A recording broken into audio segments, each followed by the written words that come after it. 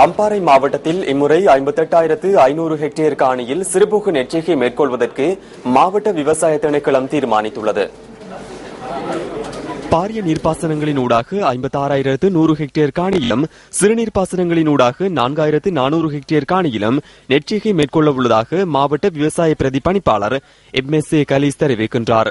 சிறுபோகத்திற்கு தேவையான நீர் காணப்படுகின்றமையால் இம்முறை உரிய அளவில் நெற்செய்கை முன்னெடுக்க முடியும் எனவும் அவர் குறிப்பிட்டுள்ளார்.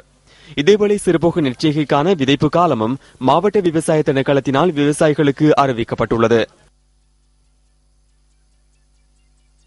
டார்கெட் இருக்குது 58,500.